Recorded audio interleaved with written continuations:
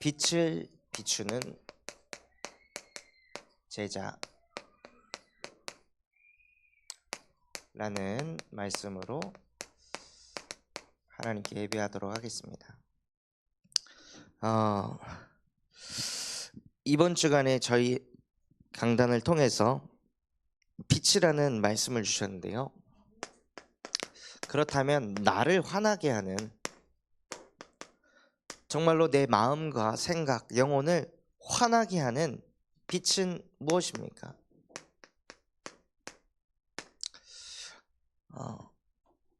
정말로 나의 영혼에 하나님의 말씀이 빛이 되어서 역사하고 계십니까? 아니면은 나를 화나게 하는 것이 혹은 사람은 아닌가요? 내 영혼을 웃게 하고 내 영혼을 슬프게도 하고 내 영혼을 소망을 갖게 했다가 절망을 갖게 하는 게 하나님의 말씀이 아니라 많은 사람들이요, 하나님은 보이질 않으니 눈에 보이는 사람을 통해서 빛을 얻으려고 합니다. 자녀를 통해서 기쁨을 얻었다가 자녀를 통해 낙심했다가, 부모를 통해 용기를 얻었다가 부모를 통해 실망을 했다가, 많은 사람들이요, 빛 대신 하나님을 통해 실제 환한 빛을 받기보다 눈에 보이는 사람을 통해서 자꾸 빛을 얻으려고 합니다. 또 어떤 누군가는 경제를 통해서 빛을 얻으려고 합니다. 사실 그 경제가 빛이 아니라 그 경제를 주신 하나님이 빛이신데요, 우리도 모르게 자꾸 그 경제, 그것만 쳐다보면서 가는 거예요. 저희 사모가 임신을 했을 때 거의 30주가 넘어간 그때 화장실에서 넘어져가지고 꼬리뼈 골절이 났습니다. 그래서 그거를 가지고 이제 보험사 하시는 분이 이게 상해 진단을 받을 수 있는 그런 거다. 그래서 한 1,000만 원 정도는 받을 수 있다. 그러니까 갑자기 저와 사모의 마음속에 빛이 들어오는 거예요. 와, 1,000만 원이 들어온다고? 그러면은 이게 들어오니까, 그래, 그러면은 우리가 침대를 오랫동안 썼으니까 침대를 바꾸자 해서 침대를 미리 바꿨는데 그 빛이 점점 희미해지는 거예요. 아니, 이거를 넣으면은 원래 보험사에서 다 이걸 해주는데 자꾸 그들이 거절을 하고 지금 소송을 해놓은 상태다. 근데 꼭 될 거라고 해놓고 막 한 달이 지나고 2달이 지나고 석 달이 지나고 반년이 지나고 현재까지도 빛이 완전히 사라지고 깜깜무속의식이 돼서 그거 받을 생각하고 산 그 침대 값을 이제 열심히 갚느라고 고생을 하고 있습니다. 그러니까 경제가 빛인 줄 알고 그거 보고 막 따라가다가요, 알고 보니 빛이 아니라 흑암 덩어리인 거예요. 또 나를 화나게 하는 것이 무엇입니까?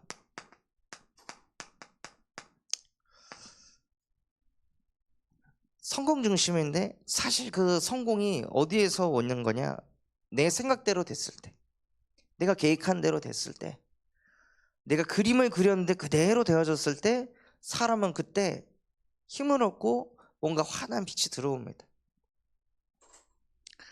내 생각대로 된 게 아니라 하나님의 시간표하고 맞아서 된 건데, 사람은 내가 생각해서, 내가 이런 계획을 해서, 내가 이런 노력을 해서 되어진 거야 하고 내 생각이 빛이라고 생각합니다.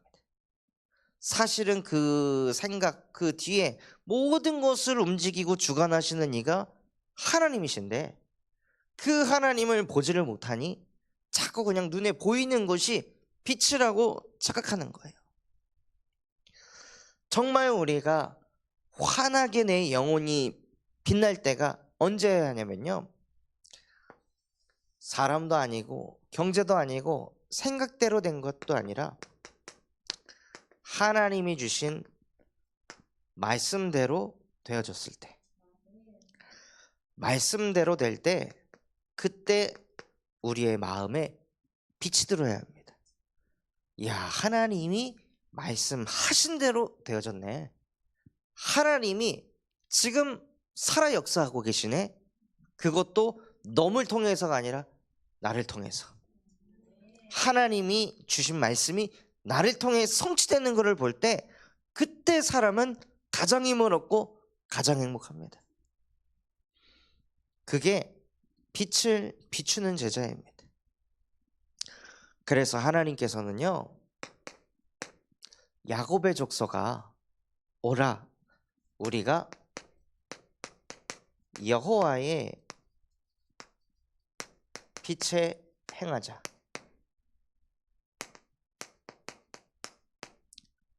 라고 말씀을 주셨습니다. 여호와의 빛에 행한다는 것은요, 하나님의 말씀 흐름 속에 있는 것을 말합니다.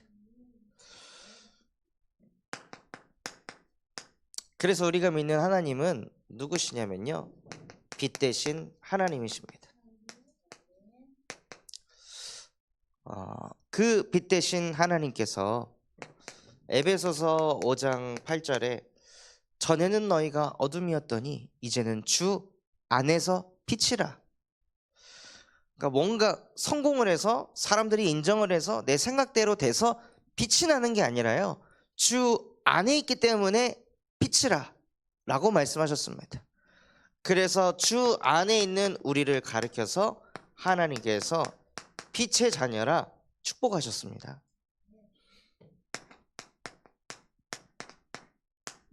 그리고 그 빛 대신 하나님은 어떤 하나님이시냐? 창조의 빛이신 하나님이십니다. 그래서 뭐가 없어도 상관없습니다. 뭐가 안 갖춰져도 안 이루어져도 상관없습니다. 이분이 빛으로 나와 함께 하신다는 믿음이 있다면요, 황무지 땅에 들어가도 아무 상관없는 빛의 자녀의 축복을 누리게 하실 것입니다. 오히려 아무도 없는 것이 응답이요 발판이 될 것입니다. 오히려 수많은 간증거리를 통해 많은 사람들에게 증인으로 서게 하실 줄 믿습니다. 그래서 아무것도 없었던 우리에게 창조의 빛 대신 하나님께서 함께 하셔서 수많은 증거거리, 수많은 간증거리들을 주셔서 실제 요한복음 1장 4절과 같은 사람을 살리는 생명의 빛의 능력을 내게 주시고, 그래서 그 능력을 가지고 또 다른 영혼들에게 빛을 비추는 빛의 자녀의 능력을 저와 여러분에게 쏟아 부으실 것입니다. 그래서 빛의 자녀에게는 문제가 있어도 문제가 아닌 겁니다. 오히려 하나님 이 문제를 통해 나는 나와 같은 문제 속에 무너져 갖고 있는 사람들에게 빛의 자녀의 증인이 될 것입니다. 그들에게 나를 그 문제에서 빛을 비추신 그리스도의 복음을 증거하게 될 것입니다. 하고 나의 정체성을 깨닫고 누리시는 인생이 되시길 바랍니다. 그런데요, 많은 사람들이, 빛의 자녀들이요, 그 신분 권세를 가지고도 누리지를 못하고 어둠의 자녀로 살아갑니다. 내 안에 계속 생명의 빛이 비춰지는 그 시간이 점점 희미해지니 그 빛의 능력이 소멸이 되는 거예요. 그러니 자연스럽게 사람은 무엇을 말하냐면요, 복음을 말하는 것이 아니라 옳은 것을 말합니다. 옳은 것을 말하는데요, 누구한테 옳은 거냐? 나한테 옳은 거. 상대방한테 옳은 게 아니에요. 나한테 옳은 것만 말하는 거예요. 대화를 하다가 상대방이 갑자기 기분 나쁘게 얘기를 했어요. 그러면 그 기분 나쁘게 얘기 들은 사람은 옳은 말을 합니다. 왜 그렇게 말을 해? 옳은 말이잖아요. 그런데 그렇게 말한 그 사람은 내가 이렇게 말할 수밖에 없는 내 상태는 왜 못 봐? 왜 이런 나를 이해를 못 해줘? 그 기분 나쁜 말을 들은 사람은 자기 입장에서 옳은 말을 했지만 듣는 사람에게는 옳은 말이 아닌 거예요. 근데 계속 우리가 이런 삶을 산다는 거예요. 나한테 옳은 말을 말하는 게 마치 옳은 거라고, 상대방에겐 옳지 않은데 그게 옳은 거라고 착각하면서 그거를 서로가 주장을 하니까 소통이 안 되는 거죠. 소통이 안 되니까 사람은 쌓일 수밖에 없는 거예요. 옳은 걸 얘기하니까 쌓이는 것이 생깁니다. 우리는 옳은 것을 얘기하는 게 아니라 살리는 것을 얘기해야 되고, 우리는 옳은 것을 얘기하는 것이 아니라 빛을 비춰야 되는데 자꾸 옳은 걸 말하니까 그 옳은 게 쌓이잖아요. 옳은 걸 처리해 나가야 되니까, 바르게 살아야 되니까 또 해야 할 거를 또 듣는 사람에게 짐을 져줍니다. 그러니 마음에도 쌓이고 영혼에도 쌓이고 정신에도 쌓이니까 나중에는 그게 병으로 오게 되어 있습니다. 육신의 병으로 오든 정신의 병으로 오든 영적인 병으로 오든 자녀의 문제로 오든 경제의 문제로 오든 이상한 것에 자꾸 병이 생깁니다. 그러면 사람들은 어디에 또 집중합니까? 여기에 또 집중하는 거예요. 이거 병 고치는 거예요. 병이 올 수밖에 없는 그 근본은 하나도 치유를 안 하고 드러난 병만 고치려고 하니까 계속 내 인생이 병수발을 들다가 끝나는 거예요. 나 개인의 병을 고치려는 내 인생을 하고 끝나고, 자녀의 병을 고치다가 끝나고, 부모의 병을 고치다 끝나는 그 인생을 모든 사람들이 살아가고 있습니다. 그러니까 눈에 보이지 않게 진짜 이 요한복음 8장 44절 말씀대로요, 거짓을 말할 때마다 계속 제 것으로 말해가지고 진리 앞에만 못 서게 하는 거예요. 옳은 것 앞에는 그렇게 잘 살고 맞는 것 앞에는 그렇게 잘 서는데 하나님 앞에는 못 서게 하는 거예요. 말씀 앞에는 못 서게 하는 거예요. 진짜 막 마음이 답답하고 힘들 때 예배 자리로 와서 예배를 통해 말씀을 딱 받아야 되는 그 시간표 속에서도 그때 뭘 하냐? 사람 찾아갑니다. 또 경제를 쫓아가고 자기 생각대로 또 인도받습니다. 그리고 안 되면 하나님 원망합니다. 수많은 사람들이, 수많은 기독교인들이 그러한 종교 생활을 하고 있습니다. 왜요? 얘가 진짜 존재하니까요. 그 사람들이 악해서가 아니라요, 이 사단이란 존재도 24, 25 영원의 시간표 속에서 모든 사람들의 생각과 마음을 사로잡아가지고, 아니 오죽하면 성경에서는 이렇게 표현했습니까? 너희가 잘 때 가라지를 뿌리고 간다고.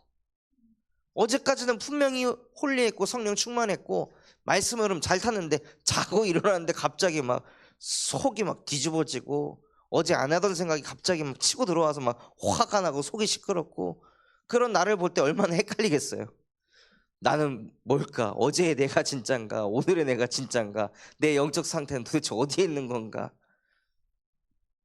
그럴 정도로요, 하나님도 우리와 함께 하시지만 이 사단이란 존재도 계속 24 역사하고 있습니다.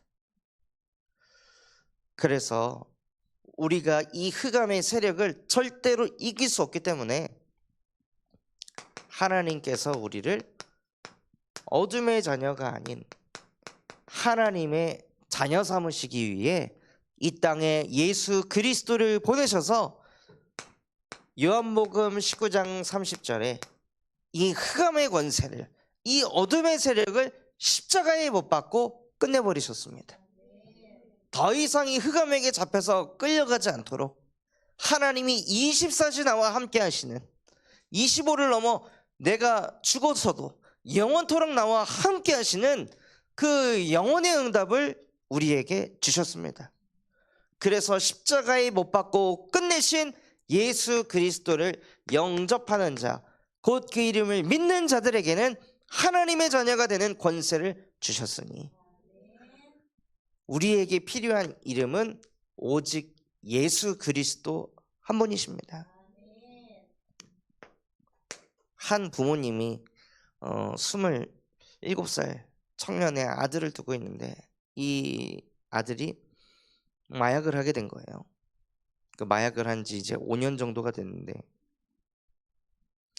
마약에 취해 있으면은 엄마를 엄마로 보지 않고 너 누구냐고, 너 왜 우리 집에 와가지고 여기 있냐, 우리 엄마 어디 있냐고 막 그런. 그러니까 이 아들이 날라리도 아니고 진짜 잘 커가지고 서울에 있는 좋은 대학 들어갔는데 어느 날부터 애가 전화를 해도 전화를 안 받고, 알고 보니까 친구들이랑 클럽을 갔다가 거기에서 이제 물을 마셨는데 그게 막 기분 좋게 하는 물이라고 해서 마신 거예요. 그리고 나서 얘가 완전히 마약에 사로잡힌 거지. 그러고 아들이 이제 집에 돌아왔는데 말도 안 되는 모습이고 엄마도 못 알아보니까 엄마가 아들을 끌어안고 도대체 우리 아들 왜 이렇게 됐을까 하고 막 펑펑 우는 거예요. 어떻게 키운 아들인데. 그래서 뭐 마약 회복하는 센터도 보내가지고 거기 있다가 이제 나와서 있는데, 인터뷰를 하는데 뭐라고 하냐면 이 어머님이 저 마약은 24시간이 지나도 계속 사람을 끌고 다닌다. 72시간 동안 물도 안 마시고 밥도 안 먹고 화장실도 안 간다. 그거를 지켜보는 부모의 마음은 정말 너무 힘들다. 그리고 72시간 동안 잠도 안 자고 저러고 있으니까 애가 무슨 짓을 할까, 또 내가 잠깐 자고 있는 사이에 저지르지 않을까. 24시간 눈을 뜨고 있는데 지치잖아요. 그러니까 잠이 드는 거예요. 자고 일어났더니 애가 이미 마약을 하고 누워있는 거예요. 근데 그거를 이제 반복하면서 절망이라는 게 무엇인지 정말 뼈저리게 느낀다. 그러니까 이 사단이라는 존재가요, 그 인간 속에 딱 잠재되어 있는 그 뇌의 신경세포를 싹 바꿔가지고 그 너희 야비의 욕심대로 행하고자 하는 그 갈망을 집어넣어갖고 이거 안 하면 막 미치는 거예요, 사람이. 저희도 뭔가 갖고 싶다, 하고 싶다 이런 욕구가 있잖아요.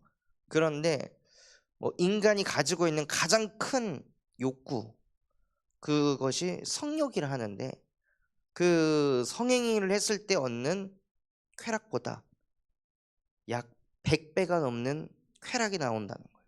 그러니까 뇌가 그걸 한번 맛을 딱 보면 모든 게 공허한 거죠. 아무것도 나를 자극시켜주지 못하는 거예요.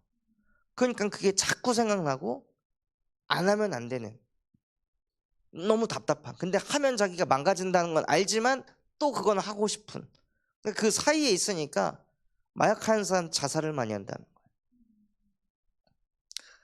육신의 부모가 아무리 사랑해도 24, 25의 시간 속으로 들어갈 수가 없습니다. 그 사단의 역사를 아무리 내 핏덩이 같은 자식이라 할지라도 그 사단의 역사를 부모가 막아줄 수가 없습니다. 그래서 하나님의 아들 예수 그리스도를 보내셔서 24, 25 영혼의 시간표 속에서 인간을 끊임없이 사로잡아 어둠의 자녀로 끌고 가는 그 흑암의 세력을 예수 그리스도께서 십자가에 못 박고 끝내셨습니다. 영원히 끝내셨습니다. 영원히 끝내신 그리스도가 우리와 함께 하십니다. 그런 우리가 누구냐? 빛의 자녀요, 하나님의 자녀입니다.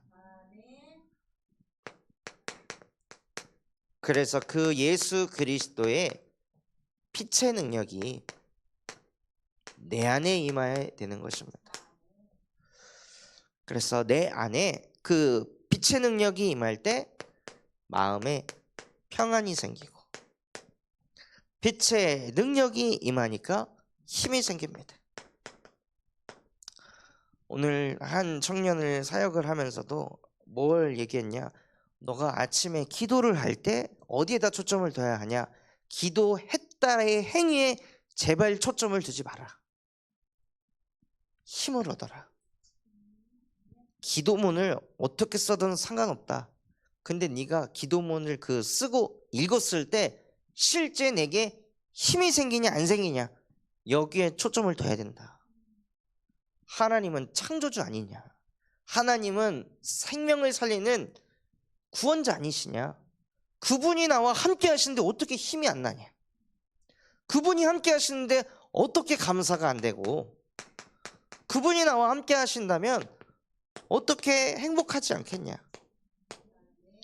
그래서 정말 그 아침 시간에 빛의 능력이 내 안에 임해서 평안을 얻고 힘을 얻고 근원적인 감사가 되어지고 행복을 누리시는 그 축복 속에 있으시기 바랍니다.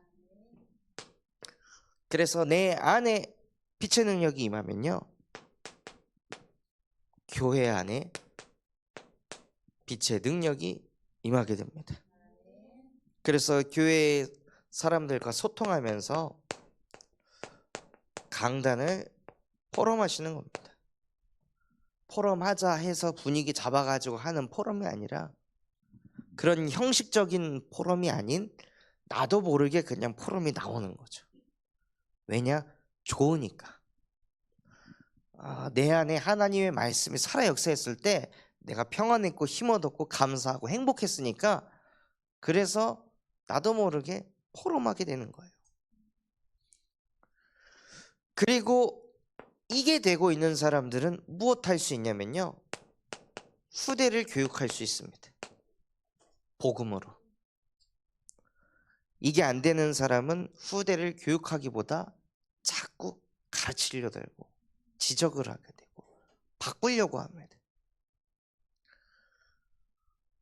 그런데 진짜 이 힘을 가지고 있는 사람은요, 참 교육을 하게 됩니다. 교육의 의미가 무엇입니까? 그 안에 있는 그 잠재력을 밖으로 끄집어내 주는 겁니다. 갇혀 있습니다, 후대들이. 이 어둠에 갇혀가지고 자기가 얼마나 소중한 존재이고 특별한 존재인지 그걸 모르고 있어요. 그래서 우리가 복음의 능력을 가지고 그 아이들을 깨우쳐줘야 하는 것입니다. 또 내 안에 빛의 능력이 임하면 그 사람을 통해 하나님은 전도의 역사를 이뤄가십니다.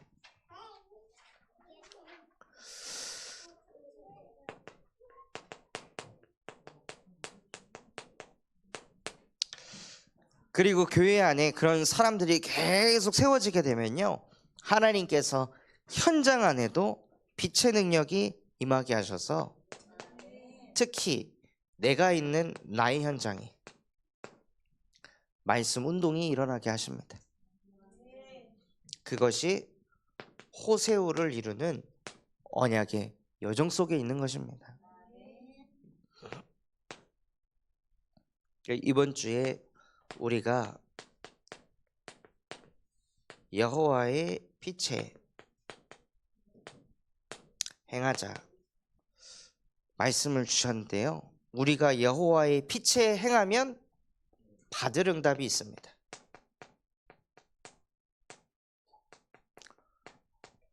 그것이 무엇입니까? 만방이 몰려올 것이다. 저희 군산 참서만교회가 정말로 빛의 능력을 회복한 교회가 된다면 하나님께서 만방에 있는 제자들을 몰아올 것입니다.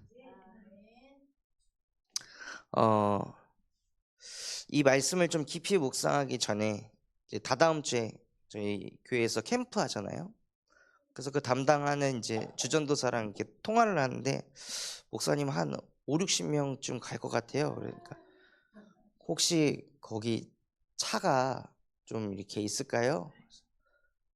저희 성도가 50명이 안 되는데 그 사람들 태울 차가 어디 있냐고.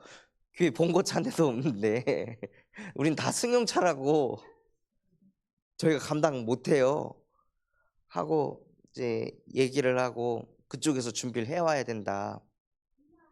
캠프는 교회를 살리는 거지 교회 죽이는 거 아니지 않냐. 응? 교회 눌리게 하는 거 아니지 않냐.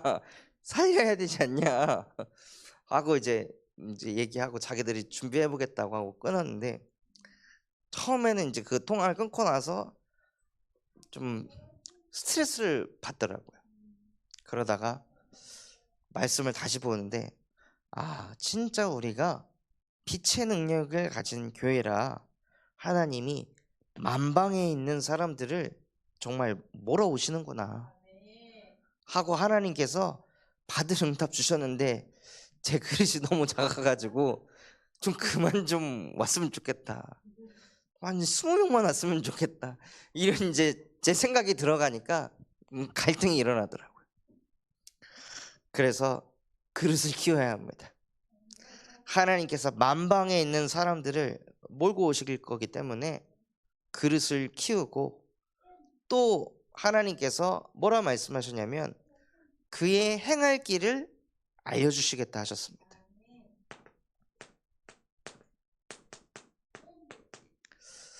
혹시 길이 보이지 않는다면요, 내 안에 빛의 능력이 임하도록 집중하시기 바랍니다. 그러면 하나님께서 받을 응답으로 길을 주시겠다고 말씀하셨습니다. 또 빛에 행하기 위해 어둠을 제거하라고 말씀하셨는데요, 우리도 모르게 우리 안에 정말 그 다시스에 있는 배들처럼 백향목과 같은 그 견고한 나무처럼 모든 견고한 성벽, 모든 높은 망대와 같은 그 우상이 있다는 거예요. 하나님보다 내 안에 높아진 것, 그것을 제거해라. 복음의 말씀 아닌 다른 것에서부터 힘을 얻고 위로받으려고 하는 그 높아진 것들, 그 어둠을 제거해라.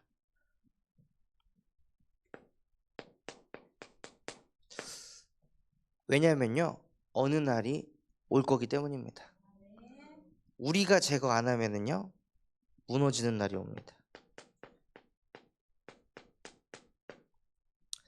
하나님은 우리를 빛의 자녀로 쓰려고 하시는데 우리가 계속 어둠을 붙잡고 있다면은요, 하나님의 날에, 여호와의 날이 이르러서 무너진다고 하셨습니다. 그리고 홀로 하나님만 높임을 받게 되는 날이 올 것이다. 무너지는 날이 오지만 세워지는 날이 오게 하신다고 말씀을 주셨습니다. 그래서 정말 우리 안에 하나님이 아닌 높아진 것들을 그리스도의 이름으로 무너뜨리는 이 밤이 되시기 바랍니다.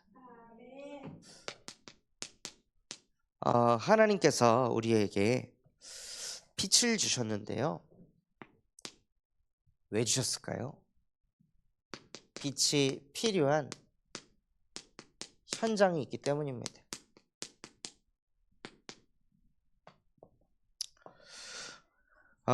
어떤 현장이 우리 주변에 있냐면요, 사각지대가 있습니다. 빛이 필요한 현장, 그 중에 사각지대. 어디가 사각지대일까요? 나 자신이 사각지대입니다. 많은 신앙인들이 말씀을 들으면서 그래, 쟤는 진짜 자기밖에 몰라 하고 메시지를 받을 때 나에게 적용하기보다 나밖에 모르는 아버지, 나밖에 모르는 부모님, 나밖에 모르는 배우자, 나밖에 모르는 자녀, 이 생각을 하면서 메시지를 들어요. 그러니까 실제 나에게는 빛이 안 비춰지는 거죠. 나는 계속 어두움 속에 있고 주변 사람들에게만 빛을 막 쏟아내니까 나 자신이 사각지대가 되는 거예요. 그러니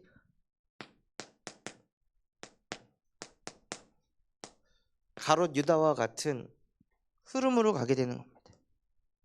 가롯 유다도 자기 자신만을 위해서 살진 않았습니다. 그 향유 옥합을 깨서 예수님의 발에 부을 때 저거면 진짜 가난한 사람들을 많이 도울 수 있을 텐데 라고 생각하면서 가롯 유다도요, 주변에 힘든 사람, 어려운 사람들에게 빛을 비추는 것만 생각한 거예요. 그러니까 정작 가롯 유다 본인에게는 빛의 능력이 임하지 않게 되고 진짜 갈등이 왔을 때, 진짜 욕심의 그 시험 속에 사로잡혔을 때 빛의 능력을 누리지 못하고 어둠의 자녀에 사로잡혀 가지고 극단적인 선택을 하게 됩니다. 그래서 누가 사각지대냐? 나 자신이 사각지대입니다.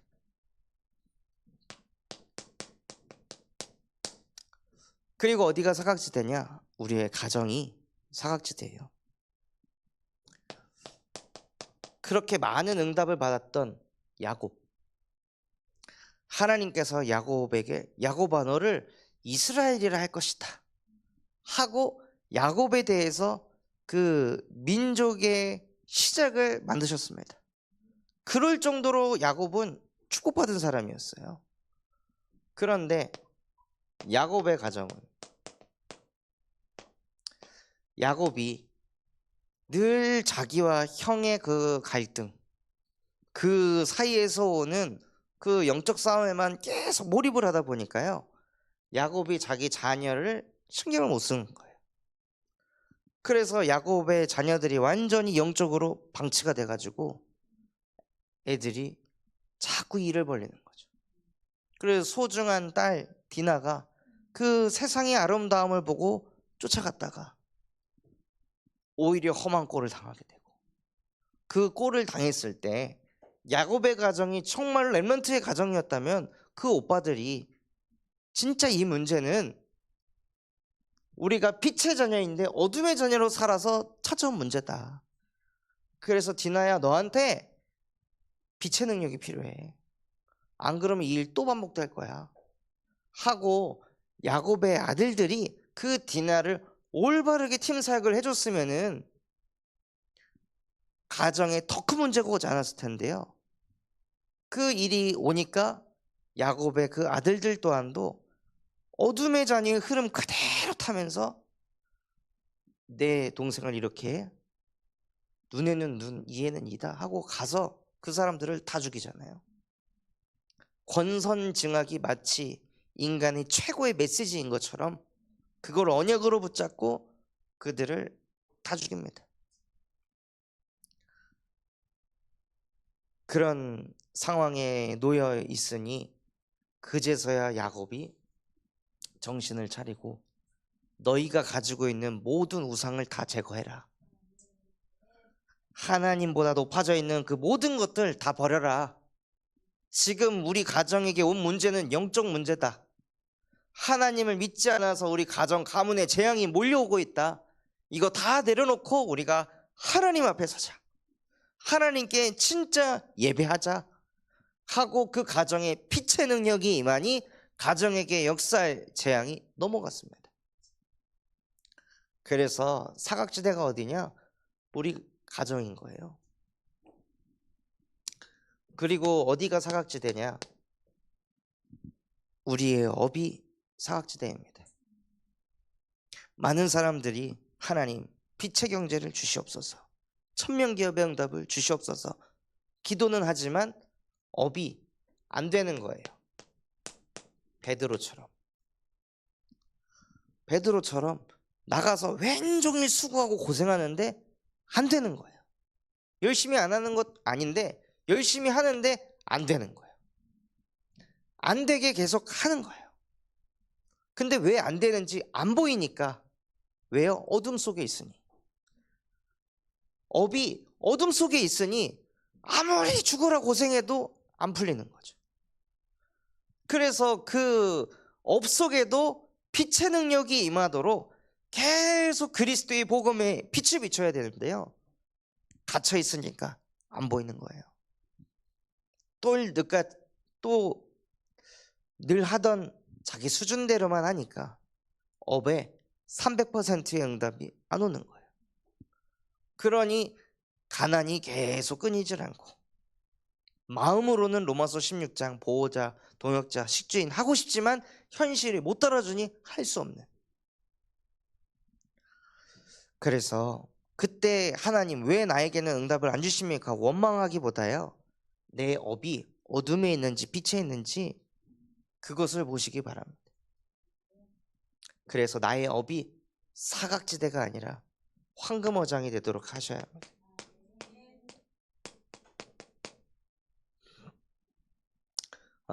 하나님이 우리에게 주신 황금어장의 현장이 어디냐면요, 교도소 현장입니다. 교도소 현장은 기본적으로 뭘 하는 사람들이냐? 회개하는 사람들이, 자기들이 죄인이라는 걸 아는 사람들. 그러니 당연히 메시지를 하면은 메시지가 잘 들어갈 수밖에 없는 거죠.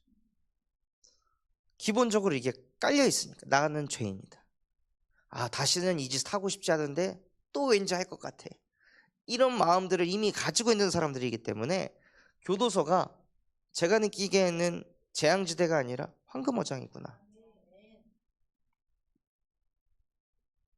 그리고 교도소에 있다가 출소를 하게 되면요, 그 사람들이 사회에 바로 적응하지 못하고 경제적인 이 기반도 없고 주거할 공간도 없으니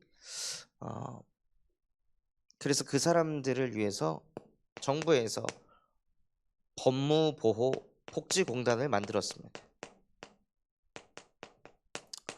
지금 우리 사무엘 목사님께서 계시는 곳이 이곳이거든요.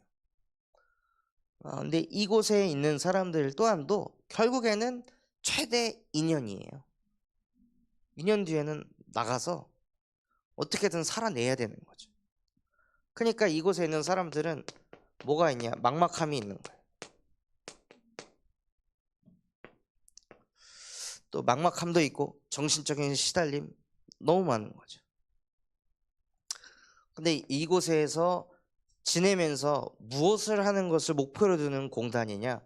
이 사람들이 이곳에 지내면서 돈을 어느 정도 모아가지고 나갈 때는 적어도 전세 정도는 얻을 수 있게, 적어도 월세 보증금은 가질 수 있게, 그리고 실제 돈을 버는 직장은 구할 수 있는 시간을 마련해 주는 거예요.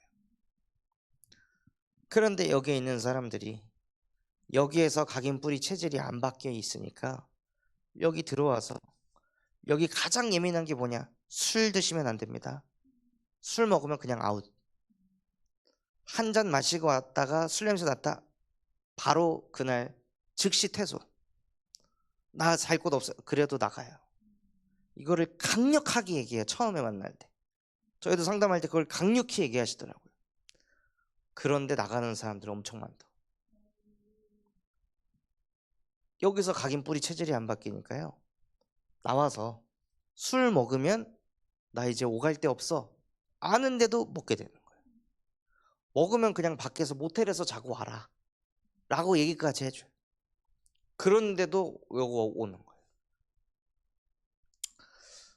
그럴 정도로 이 각인 뿌리 체질이 하나도 안 바뀌어 있고 미래에 대한 막막함을 가지고 있는 그 현장 또한도 황금어장. 지금 28명이 이제 그곳에서 지금 지내고 있다고 했는데요, 제가 사무엘 목사님하고 포럼하면서 얘기한 게, 목사님 계시는 동안 이 공단 안에 절대 시스템의 응답을 받읍시다. 거기는 이런 정신상담 이런 건 안 해줘요. 그래서 우리가 그거를 파고 들어가서 진짜 이분들의 마음, 생각, 정신 상담할 수 있는 시스템의 응답을 받자.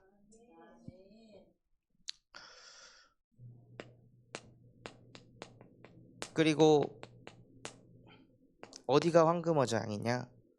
요양병원 현장이 황금어장입니다. 제가 보기에 가장 절망적인 현장입니다. 이미 다 늙었고 몸에 힘도 없고 아무것도 할 수 없는 현장. 그런데 숨은 붙어 있으니 살아야 되는 현장. 그래서 여기는 정말 절망이 가득한 곳이에요. 그래서 이 절망 가득한 곳에 그리스도의 복음의 빛을 비출 때 그 어르신들의 표정이 살아나고 힘을 얻고, 그걸 보면서 진짜 요양병원 현장이 정말 복음 필요한 황금어장이구나. 그리고 재앙지대가 있는데요, 어디가 재앙지대냐면 대학 현장이 재앙지대입니다.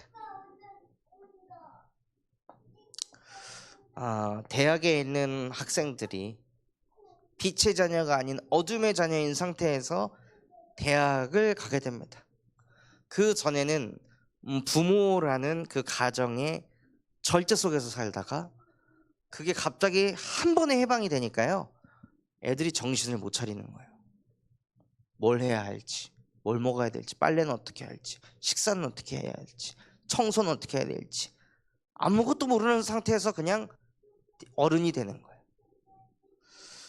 그래서 그런 생활 속에서 지쳐가니까 그때 누군가가 마약을 권하면 너무 쉽게 빠지는 거죠, 애들이.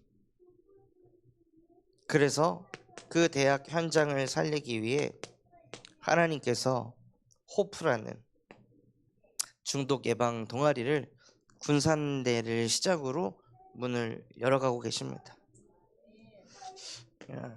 감사하게도 15명을 모아야 되는데 18명이 모여져 가지고 그 서류 제출도 다 끝났고, 그래서 동아리실을 어떻게 쓸 거냐 계획표도 오늘 제가 작성해서 전달했고, 그래서 하나님께서 18명이니까 하나님 큰 강의실 좀 주십시오 하고 기도하고 있습니다.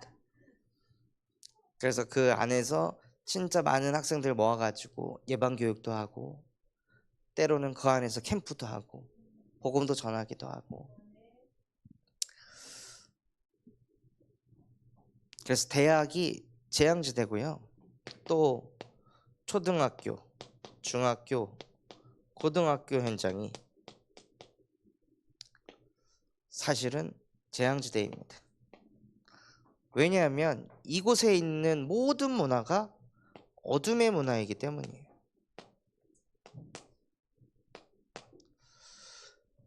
도박을 모르던 제가 초등학교에 가서 도박을 깨달았거든요. 애들이 하는 그 500원 걸고 100원 걸고 이 교과서 이렇게 구겨가지고 판치기라는 걸 합니다, 쉬는 시간에. 저도 그거 300원 들고 갔다가 2,000원을 얻은 적이 있거든요. 그러니까는 저는 그거 할 때가 너무 기대가 되는 거죠. 그래서 집에 가면 뭐하냐, 공부 안 하고 혼자 판치기 하는 거예요. 이 각도에서 쳐도 넘어가고 저 각도에서 쳐도 넘어갈 수 있게 계속 스킬을 쌓아가지고, 그러니까 학교가 공부하는 것이 아니라 도박장이 되는 거죠. 그거 하면서 막 엄청 기쁘고, 또 딴 거 가지고 친구들 막 빵 사주고 이러면서 또 애들이 또 인정해주면 또 그거에 또 막 기뻐하고, 그렇게 어둠의 문화가요 초등학교, 중학교, 고등학교 현장에 완전히 스며들어 있어요. 지금은 이 10대 애들이 불법 도박에 빠져가지고 얘네들이 그걸 못 갚으니까 그거를 이제 이용하는 MG 조폭이라고 있습니다. 얘네들이 그 10대들에게 마약 심부름을 시킵니다. 마약 배달하는 심부름. 그러면서 애들을 이 범죄 속으로 끌어당기는 거예요. 그럴 정도로 완전히 재앙지대가 돼버렸습니다.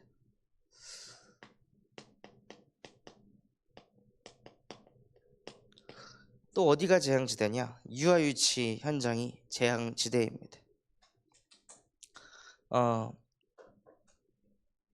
그 금쪽 같은 내 새끼라는 프로그램을 보면요, 오은영 박사가 피드백하는 내용을 자세히 보면은 100%가 부모에게 하는 메시지입니다. 유아유치 아이들이 문제가 있어서 오은영 박사를 찾아가는데 오은영 박사는 아이들이 문제가 아니라 부모가 문제라고 항상 이야기를 해요. 얘네들은요 보고 들은 대로 그냥 잘할 뿐입니다. 얘네들의 상태가 이상하다면 우리가 이상한 걸 넣은 것입니다. 그런데 쟤네들은 왜 이래? 쟤네 왜 이렇게 짜증이 많아? 왜 이렇게 고집이 세? 왜 이렇게 말을 안 들어? 그러면 나를 봐야 합니다. 나는 얼마나 고집이 센지, 나는 얼마나 말을 안 듣는지, 나는 과연 하나님의 말씀에 항상 아멘 하면서 살아가는 존재인지, 아니면 자꾸 거기서 계산하고 꼭 그렇게 다 무너지고 고생해 봐야 그때 깨닫고 복음 속으로 들어가는지, 그런 영적인 흐름이요, 이 아이들에게 고스란히 임하고 있다는 거예요. 그런데 많은 부모들이 혹은 많은 어린이집 교사들이 누구를 보냐? 얘들만 보는 거예요. 얘들이 문제라고. 그래서 그 내용들이 얘들이 쌓여서 초등학교, 중학교, 고등학교를 들어가니 당연히 아이들이 어둠의 문화의 흐름에 끌려갈 수밖에 없는 거고, 그렇게 살다가 대학을 가게 되니 그 마약을 권할 때 그것에 그냥 쉽게 응할 수밖에 없는 거예요. 그러니까 대학 때 문제가 아니라 이미 오래전부터 어둠 속에서 살았던 게 친숙하기 때문에 그 어둠의 속삭임에 그냥 끌려가는 거예요.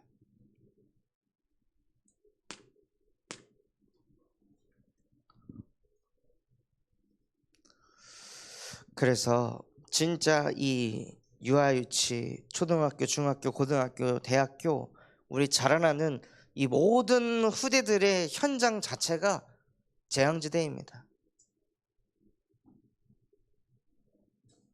그러니 자녀를 많이 안 낳겠죠. 자녀 낳아서 좋은 케이스가 계속 막 언론에 나오고 뉴스에 나오고 이러면 자녀들을 더 많이 낳을 거 아니에요. 그런데 사회적 분위기 자체가 자녀 하나를 낳았는데도 그 자녀가 마약에 중독되고 범죄자가 되고 이런 케이스들이 너무 많으니까 자녀를 낳아도 사회가 받쳐주지를 못한다고 느끼니까 불안해서 어떻게 자녀를 낳겠어요. 그래서 우리가 이 재앙 시대를 복음의 능력으로 살려야 합니다. 그래서 하나님이 우리를 빛을 비추는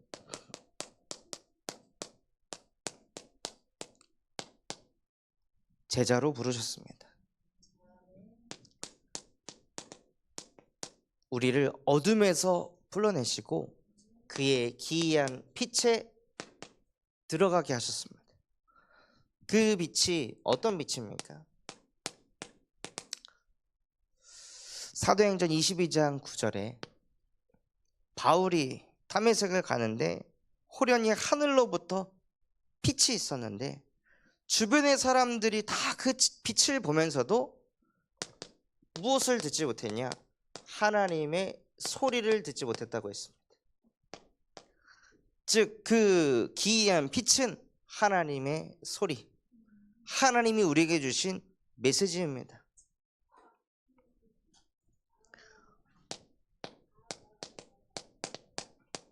또 요한일서 1장 5절에 곧 하나님은 빛이시라. 그 기이한 빛이 무엇이냐? 바로 하나님 그 자체입니다.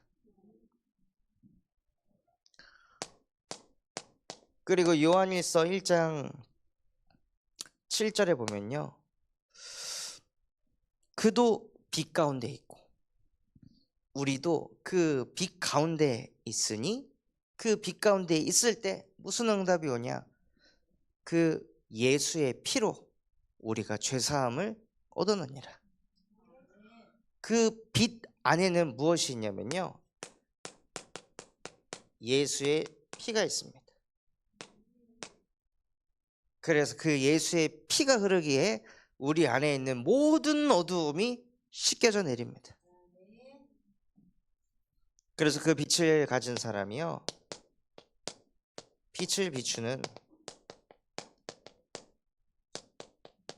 제자의 응답을 누리게 하십니다. 누구에게 빛을 비추냐? 우상 숭배하는 자에게. 우상을 오랫동안 숭배하면 그게 우상인지도 모릅니다.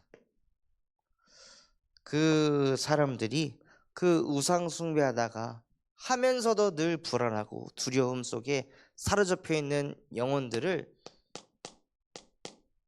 치유하는 제자로. 또 이번 화요 집회에서는 누구를 살려야 하냐? 이전의 사람을 살려야 된다 말씀하셨는데 참 마음에 와닿더라고요. 어떤 이전의 사람이냐? 그 사람이 중요한 뭔가를 하려 할 때, 그 이전에, 그 사람이 어디 입학을 하기 이전에, 취업을 하기 이전에, 결혼을 하기 이전에, 애를 낳기 이전에 뭐가 들어가야 되냐면요, 사명이 들어가야 하는 것입니다. 그냥 그걸 하는 게 중요한 게 아니라 사명이 들어가야 되는 거예요. 내가 이걸 왜 해야 되는지, 왜 거길 들어가야 되는지, 왜 그 일을 해야 되는지, 왜 가정을 꾸려야 하고, 왜 자녀를 낳아야 하는지, 사명이 심겨지는 게 빛을 비추는 겁니다.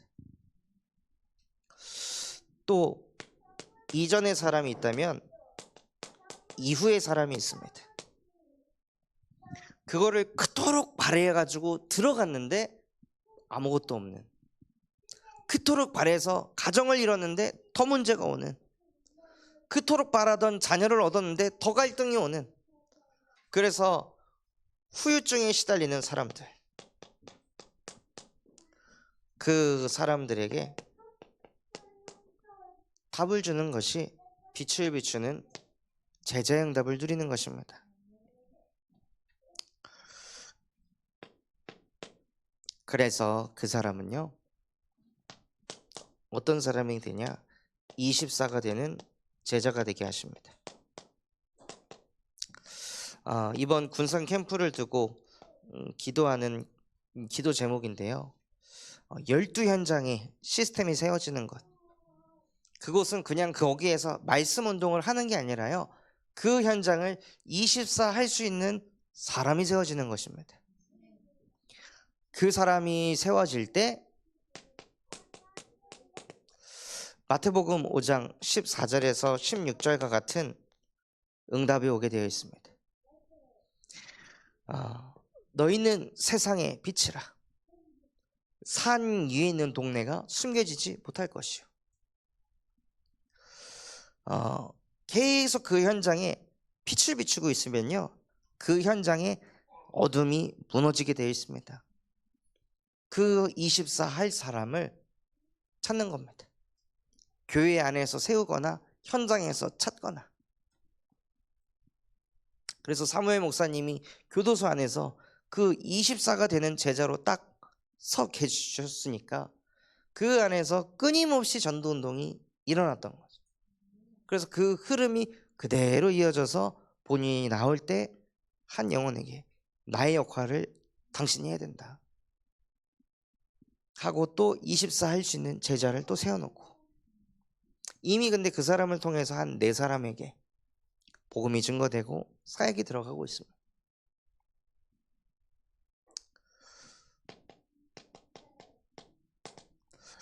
또 사도행전 9장 10절 말씀처럼 진짜 그 다메섹 지역에 사도 바울에게 빛이 비춰지는, 근데 그 응답이 왜 오게 되었을까요? 사도행전 9장 3절, 그때에 다메섹에 아나니아라 하는 제자가 있는지라. 다메섹이라는 지역에서 자꾸 빛의 능력을 가지고 끌어당기고 있으니 그 현장에 빛이 비춰지는 역사가 일어났습니다. 그래서 진짜 아나니아와 같이 지역을 가슴에 담고 24하는 그 제자가 세워지는 캠프가 일어나도록 기도해 주시기 바랍니다. 그래서 결론으로